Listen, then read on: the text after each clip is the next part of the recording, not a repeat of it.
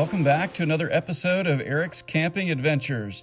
We're going to go on another search today looking for some beautiful places. We're headed out into a much more developed area now, and I'm basically going to head west from the Carson National Forest over to the Rio Grande.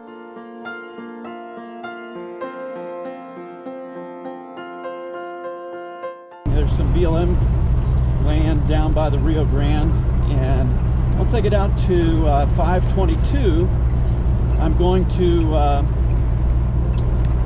look for those campgrounds and see which one appeals to me the most.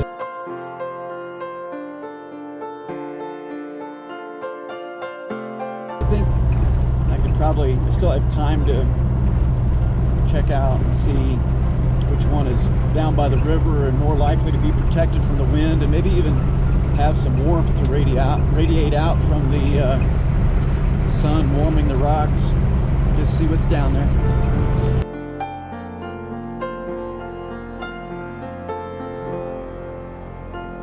Traveling south on New Mexico 522, it's pretty easy to see as you look over to the left side of the screen where the moist air is traveling up the mountain and condensing into precipitation.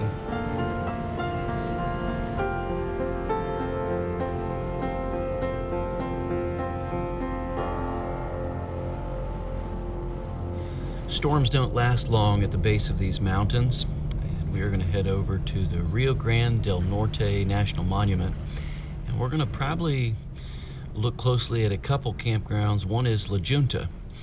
La Junta means the junction. The junction is a reference to the convergence of the Red River and the Rio Grande.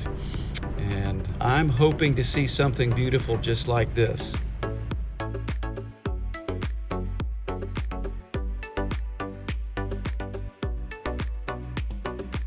The campgrounds and the recreational area here are managed by the Bureau of Land Management, and I searched this website multiple times trying to find whether there were drone restrictions to fly over this canyon and capture some images. I could find none, so in my initial video here, I'm going to include my drone footage. If it's a problem and I find that out later, I'll take it down and repost without the drone footage.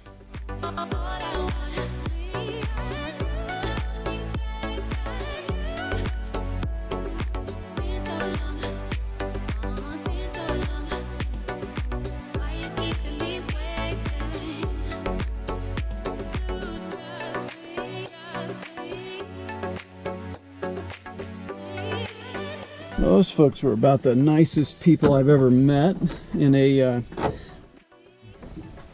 visitor center. It's paid for my entrance fee, and camping is $7 a night. She said it's supposed to get down to 10 degrees tonight.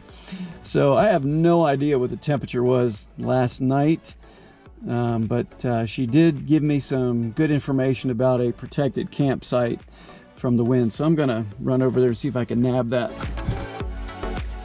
I did check out a couple campgrounds, but I have to admit that the lady at the desk, she definitely knew the best wind protection on top of this plateau, and there was no getting down into the canyon for camping.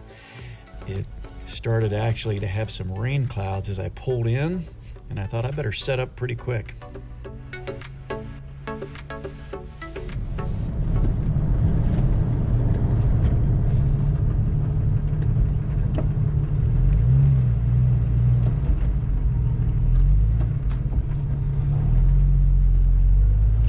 The intermittent rainstorms came pretty quick, so I got set up as fast as I could. See all the water down near the shelter? That's why you always set the tent up first. This area has some early afternoon rains, and they're coming whether you have your tent set up or not. I got mine set up before it. The sun will dry everything out as it comes back. It's just an afternoon shower in this part of the Rockies every day. La Junta is a rim campground. And by the way, my wife reminded me that this tent is actually 30 years old, and we used it on our very first vacation after we were married.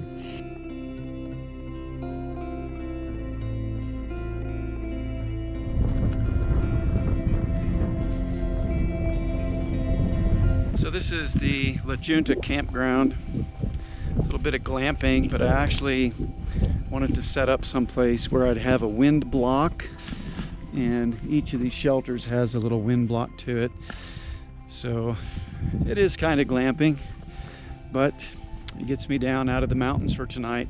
Here it is supposed to get to 21 degrees temperature wise, but with wind chill down to like 10. So I definitely wanted to get someplace where the wind would be a little bit more controlled. But there's a nice paved path here walking out to the junction of the Red River and the Rio Grande. I'll give you a little view here where I'm at. That is the Rio Grande and its canyon on the right, and on the left is the Red River and its canyon.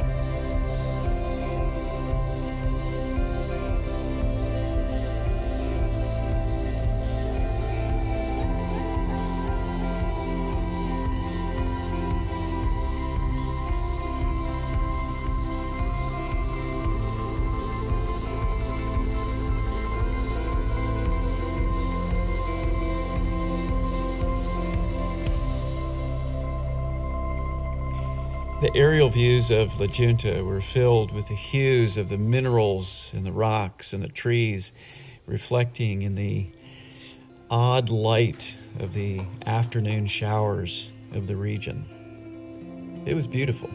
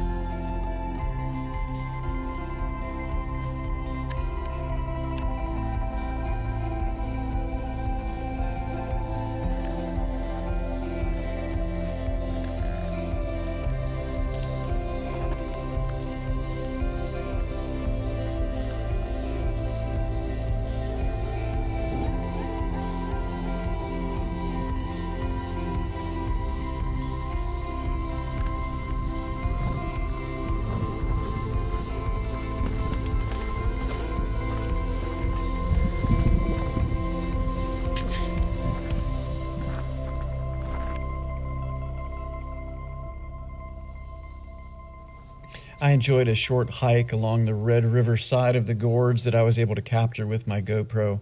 I did go over to the Rio Grande side, but it was getting cold, and my battery was failing, and GoPro was malfunctioning, and I kind of figured it might be time to wrap this up and get back and cook some dinner, at least try to get my fingers warm near my cook stove. I'm just going to warm me up some sausages, nachos, and maybe just have some chips and dip.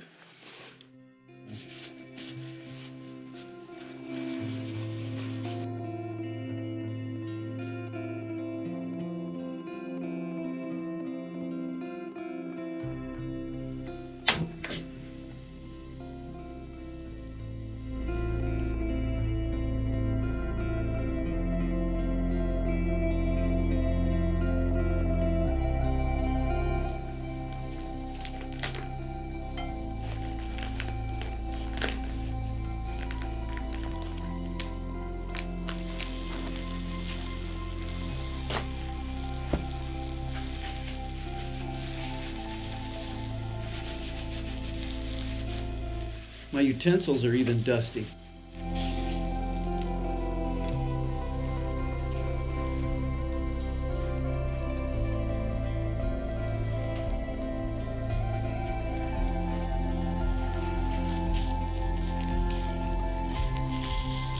You can't really see how cold it is on a video. I didn't have a thermometer on the Jeep. All I had was my app on my phone, and I don't think it was updating.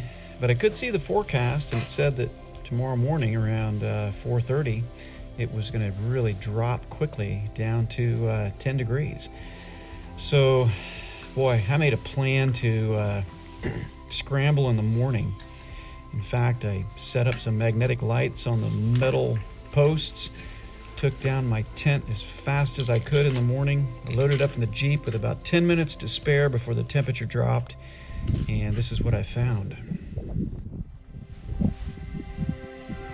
I think I was just ready for this adventure to be over with.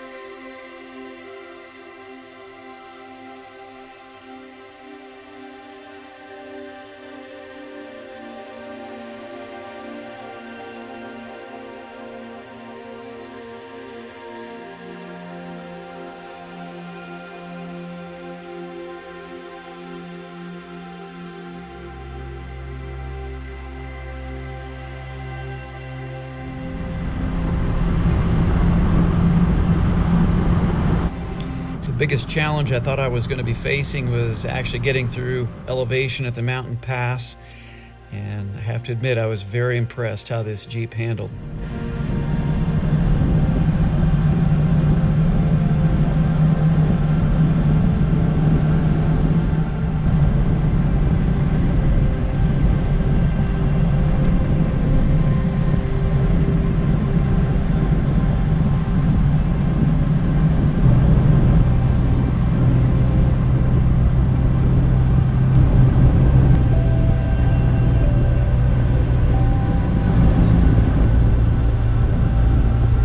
I felt like I could feel very well through the suspension and through the steering. Even on the ice, I could feel the road, and I had good control.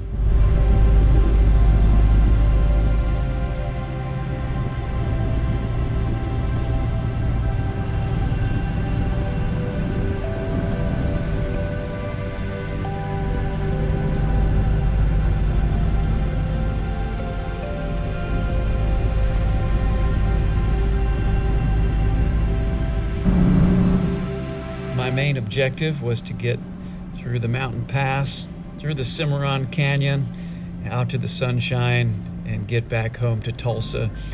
I was done with the adventure.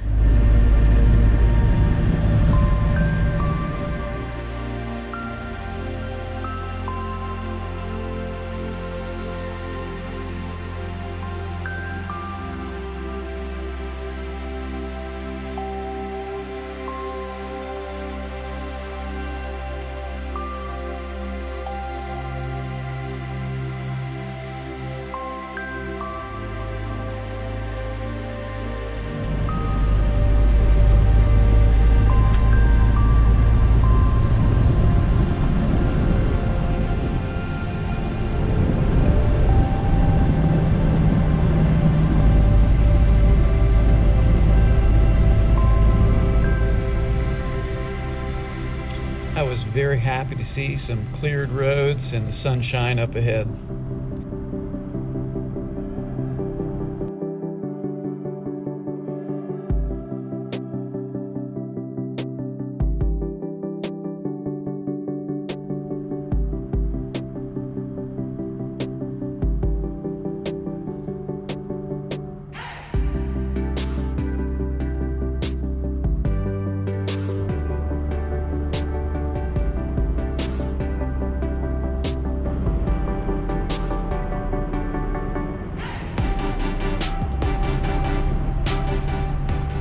Well, this race out of the snow, the cold, and the ice was probably the ultimate test of the Jeep. I ran it pretty hard, 12 hours all the way back to Tulsa. And I did burn just about a quarter quart of oil, but I got it back and I ran it pretty hard, 65 to 75 the whole way home.